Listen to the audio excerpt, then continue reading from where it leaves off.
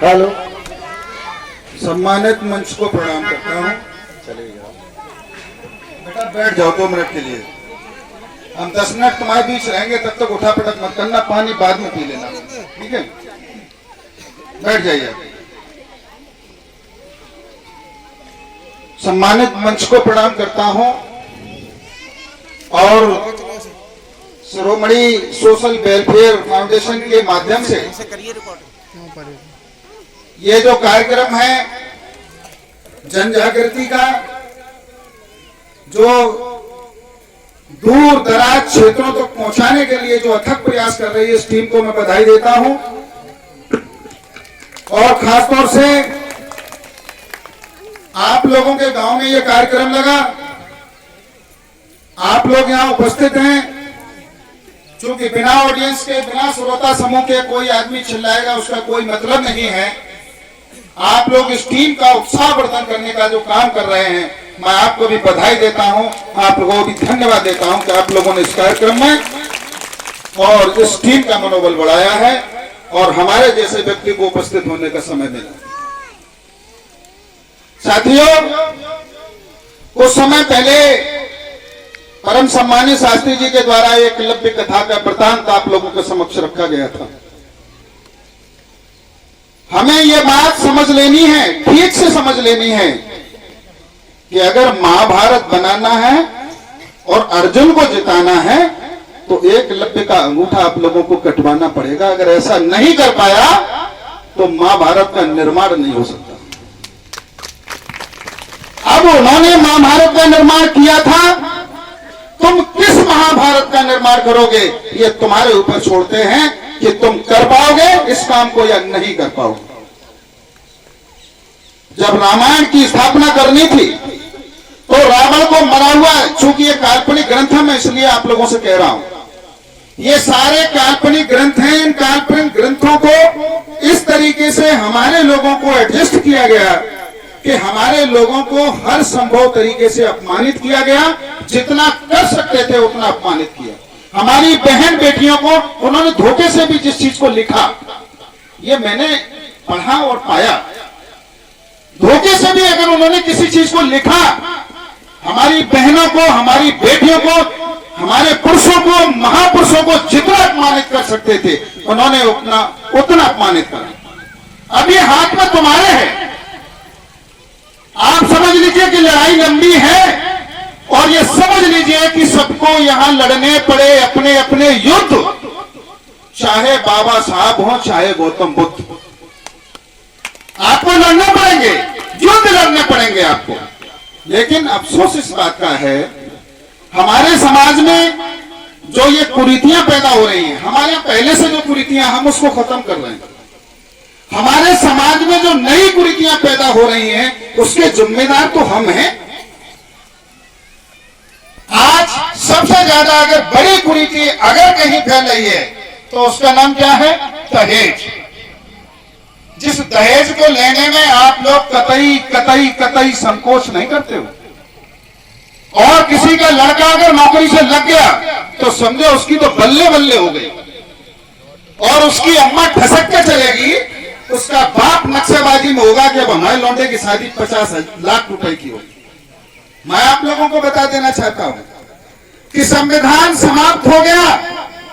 संविधान की एक धारा, एक प्रस्तावना आज तुम्हारे सामने कुछ भी उसका सही स्वरूप नहीं है। अकेले इलेक्शन कमीशन को, जो हमारा निर्वाचन आयोग है, अगर इसको छोड़ दो तो हमारे पास कुछ भी नहीं बचा। अफसोस इस बात का है कि इसमें से कोई ये बताएगा, हमारे यहाँ लड़कियां पढ़ी लिखी हैं, बहू अच्छे घरों से लेकर के आए, लौंडा नौकरी कर रहा है, इस पूरे पंडाल में एक भी महिला ये बताएगी कि भारतीय संविधान को अंग्रेजी में क्या कहते हैं? क्या कहते हैं अंग्रेजी में? अंग्रेजी में लिपस्टिक नहीं कहते से, अंग्रेजी में से साड़ी नहीं कहते हैं, और अंग्रेजी में इसको दहेज नहीं कहते हैं। यह शर्म की बात है कि हमारे देश में बाबा साहब ने या दूसरे लोगों ने जितना संग्राम और संघर्ष किया, ये जो आप लोग दीवारों पे जो पोस्टर लगे देख रहे हैं, इन्होंने कहीं मकान नहीं बना पाए। संघर्ष तुम्हारे लिए किया और तुम लोग नाकारा बन गए। और इतने नाकारा नहीं कि यहां जो मैं इस पंडाल में बैठा देख रहा हूं, इसमें सब 40 साल से ऊपर के ही लग रहे हैं। युवा एक भी नहीं दिख रहा। युवा मोटरसाइकिल लेके फर निकल रहा होगा और तुम्हारा कोई गार्जियन उनको रोकने की हिम्मत नहीं करता है। ये कितनी गलत बात होगी। हमारा समाज जागा रहा है। लड़की को फोन ले दिया, लौंडे को फोन ले दिया। ये बीमारी कौन पैदा कर रहा है? पूरे दिन रील बनाने में हमारी बेटियां लगी हुई हैं। तुम क्या दिखाना चाहती हो? अपने आप को निर्वस्त्र होकर के क्या कुछ दिखाना चाहती हो? मैं तुमसे पूछना चाहता हूं मैं तुमसे। ये जो समिति जन जागरण का कार्य कर रही है, ये इसलिए नहीं कर रही कि तुम यहां से सुनो तो सुनने के बाद निकल लो। ये इसलिए नहीं। ये मैं जो अभी कुछ देर के से पहले जो ये कार्यक्रम रखा गया, एक फौजी को यहां दिखाया गया कि वो सीमा पर शहीद हो गया।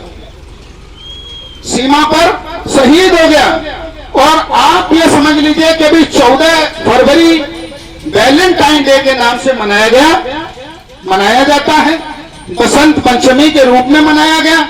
ये झूठ मूठ की घटना थी जिसमें तुम्हारे रोंगटे फड़फड़ा गए होंगे। अरे पूछा उस मां से जिसके घर में उसके बेटे की लाश आती है। सोचा कभी कि क्या हो रहा है हमारे समाज में? और वहां किसी रईस का लौंडा नहीं, हमारे गरीबों के लड़के वहां नौकरी करने के लिए जाते हैं। फौज में कोई नौकरी के लिए तैयार होता है? और जिसके घर में, गरीबों के घर में उसके बेटे की लाश आती है, जानते हो उस परिवार का क्या होता है? पुलवामा में जो हमला 14 फरवरी को हुआ 2019 में, मेरे देश में कितने नेता और कितने आप लोग हैं जिन्होंने पूछने की हिम्मत जुटाई हो सरकार से कि आरडीएक्स किसने भेजा था? आरडीएक्स किसने भेजा था? आज तक निरुत्तर है। और ईडी के छापे इलेक्शन की वजह से दूसरों को घरों में पड़ रहे। सोचना चाहिए। उसमें भी मैंने ये लिखा था और मैंने कहा था कि बैंक लदहाल लुटेरे किस प्रदेश से आए थे। मेरी देश की बैंकें लूट ली गई, हमारे देश का सारा पैसा लूट लिया गया, हमारे सारे संसाधन लूट लिए गए, हम लोगों को चीट कर दिया। हमने लिखा था कि बैंक हुए बदहाल लुटेरे किस प्रदेश से आए थे? पाकिस्तानी, बांग्लादेशी या गुजराती आए थे।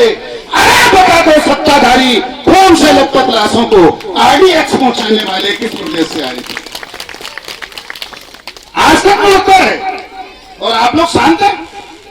और सही बात तो यह है कि आप लोग कतई पढ़ना लिखना, जो लोग पढ़ने गए हैं वो अपने आप को बहुत होशियार समझ रहे हैं। सही मायने में समाज के लिए कुछ भी नहीं कर रहे हैं। ये मैं अच्छे से जानता हूं। ये जो टीम आप लोगों के बीच घूम रही है, मास्टर साहब नौकरी कर रही है, घर पे बैठ सकते हैं। हमारे जैसे लोगों को एक भी संडे में अपने घर पे नहीं रहता हूं। एक भी दिन हम दूसरे कार्यक्रमों में छुट्टियां ले लेकर के जाते हैं। लेकिन आप लोग, हम समाज में देखते हैं, हमारे समाज के जहां गांव हैं वहां ताश के 10 अड्डे लगे हुए हमने देखे अपनी आंखों से। 10 अड्डे से लगे हुए देखे हैं। और समाज में पूरे दिन वो सिर्फ एक दूसरे को नीचा दिखाने का काम करते हैं कि इसकी नाली का पानी न निकल जाए, इसी पे झगड़ा लेकर के थाने पहुंचते हैं। दहेज पर तमाम हत्याएं हो रही हैं। हमको अफसोस है, शर्म आती है आप लोगों को देख करके कि आप लोग करना क्या चाहते हैं। क्या यही सपना देखा था बाबा साहब भीमराव अम्बेडकर ने? क्या यही सब कुछ था? इसीलिए उन्होंने अपने बच्चों को कुर्बान किया था। आजादी तुम्हें दिला दी, तुम्हें संवैधानिक हक दिला दिए और तुम इतने गैर शौर हो कि उस संवैधानिक हकों का नाम तक नहीं जानते हो। तुम्हें नहीं पता कि संविधान जब नहीं था तो हमारी बहन बेटियों को कपड़े पहनने तक का हक नहीं था। आज इस समाज में एक बेटी को उठा करके अगर उसको निर्वस्त्र बनाया जाए, आप लोग समझो क्या होगा। ये जो सामने आप देख रहे हैं, इसने अपने स्तन को इसलिए काट लिया, इसलिए काटा। ये टैक्स के रूप में हम तुम्हें देते हैं कि आगे अब तो हम पक चुके हैं। अब ये फिर से होगा, इस बात को समझ लो। अगर तुम लोगों ने नहीं समझ पाया, नहीं तुम होश में आ पाए, तो ये सब तुम्हारे ऊपर फिर होने वाला है। इसको कोई रोकेगा नहीं। इस बात को समझ लेना कि संवैधानिक स्थिति में सब कुछ समाप्त हो गया। और अब समस्या इस बात की है कि हम करें तो करें क्या। हम तो जिसको नेता बनाते हैं, वही मादा निकलता है। हम जिसको अधिकारी बनाते हैं, हमारी पहली पांत बैठी, जैसे ही संविधान बना पहली पांत बैठी, भाई में जो सब IAS PCS हो गए। जो क्लर्क थे, एक परीक्षा दी, 30 अंक का उनको एक पेपर निकालना था, 33 अंक लिए और वो IAS PCS हो गए। और हमारे सामने बड़े नक्शा में घूमते हैं कि मैं IAS हो गया। IAS का लौंडा पगला, वो नौकरी कर रहा है, वो जो है चुकुर खा रहा है, हम टुकुर देख रहे हैं। उसकी पगलटिया लड़की, उसके पगलटे लड़के सब नौकरी कर रहे हैं, क्योंकि कमिश्नर की रिश्तेदारी कमिश्नर में उसने सब लगा दिए। हमारे विद्वान लोग सड़कों पे खाक छानते हुए घूम रहे हैं। और मजे की बात यह है कि वो IAS PCS वर्ग किसी भी जगह, किसी भी आंदोलन में, किसी भी मंच पर आप लोग कभी नहीं देखा होगा। ये हमारे समाज की तस्वीर थी, जबकि हक और अधिकार इन्हीं का था। और जो पहली पंक्ति में जो नौकरी पा गए, रिटायर हो गए, अब तुम्हारे सारे विभाग फिर से निजीकृत कर दिए। मैं पूछता हूं कि तुम्हारे लड़के नौकरी कहां करेंगे? अब आलू खोदने में कितने पैसे मिलते हैं तुम्हारे यहां? 300 400। सरकारी नौकरी में, प्राइवेट में कितने रुपए मिल रहे मालूम है? 8,000 9,000 10,000 12,000। यही इसके बराबर होगा। तुम लड़के को DPS में पढ़ा लेना और बड़े इंग्लिश मीडियम में पढ़ा लेना, नौकरी है ही नहीं, नौकरी मिलेंगी कहां से? और सारे लोग बड़ी शांति में बैठे हुए, लोग समझ रहे, सवेरे लड़का जाता है इंग्लिश मीडियम में पढ़ने के लिए, बस में अम्मा बैठाने आती है तो बड़े नक्शे में बगल वाली से कहते हैं हमारे लौंडा इंग्लिश मीडियम पढ़ रहे हो। अरे क्या खाक पड़ रहा है? जैसे आलू खोदने, आलू नहीं खोदेगा, आलू जितने ही पैसे मिलेंगे जिस कंपनी में रहेगा, न जो परिवार पाल पाएगा और न ये समाज में कोई स्थान बना पाएगा। क्योंकि ये जो नौकरी वाला वर्ग था, इससे पहले जिसने नौकरी की, जो रिटायर हुए हैं, वो सब हमारे हिस्से का आरक्षण बैठ करके खा गए। समझ रहे साहब? और दूसरी बात यह है कि जब तुम अपनी बात नहीं कहोगे, उस कबीर को देखिए, उस कबीर साहब को देखिए। जब कबीर साहब ये कहने की हिम्मत, उस समय जब 1309 ईस्वी काशी जन्म लिया था, विधवा से था जन्म, जुलाहे नीरू पाल लिया था, रामानंद गुरु थे इनके मगर गौन किया था, तो जात पात अवतार बात का खंडन को किया था। लोगों ने कहा कि जो वर्ण व्यवस्था के अंतर्गत जो हमारा वर्ण है पहला, जिसको हम ब्राह्मण कहते हैं, उन्होंने कहा ये ब्रह्मा के मुख से पैदा हुआ। ये था कबीर। कबीर ने कहा कि जो तू ब्राह्मण बमनी जाया, आन बात हो क्यों नहीं आया? जिस रास्ते से हम आए उसी रास्ते से तू क्यों आया? तू श्रेष्ठ कहां से हो गया? इसका नाम था कबीर। ये मैं नहीं कह रहा, ये कबीर कह रहा। और तुमको इतनी हिदायतें दी गई, तुम इतना घुल मिल गए कि ये कहा गया कि ज्ञानी हो फिर भी तो जो दुर्जन संग निवास, सर्प तो सर्प है, चाहे मणि हो उसके पास। ये समझ लीजिए कि जितना तुम उनके करीब घुसते चले गए, सब कुछ बर्बाद हो गया। अब जब नौकरियां नहीं हैं, मंच से मैंने इसको कहा दहाड़े, लेकिन हमारे लोगों के कान पे छू नहीं रहती। हमने ये कहा कि क्या मंत्रालय निजीकरण के नाम लिखा जाएगा? क्या मंत्रालय निजीकरण के नाम लिखा जाएगा? अब सरकारी नौकरियां कब कौन कहां पाएगा? अरे अब सत्ता सरकारी या निस्सत्ता कहलाएगी? ये भारत सत्ता प्रजातंत्र या राष्ट्र ना कहलाएगी? मैंने लोगों से प्रश्न किया, सरकार से प्रश्न किया, और हमारे लोग सही मायने में आज की तारीख में हमारे जो नेता है डर के मारे व्यक्ति बंधी हुई है, क्योंकि उन्होंने 2 नंबर का इतना काम कर लिया है कि इलेक्शन कमीशन और सरकार का इतना भय और डर है कि हमारे ऊपर ED के छापे न पड़ जाए। और हमारे नेता हमारे बीच में जब आते हैं तो हम लोगों को बड़ा अफसोस होता है। पढ़ने के नाम पर मैं आपको बता दूं, मैंने हमारी लेखपाल साहब ने कहा, मैंने अब तक 22 रिसर्च पर काम किया, 150 इंटरनेशनल जर्नल में मैंने पब्लिश कराई पेपर।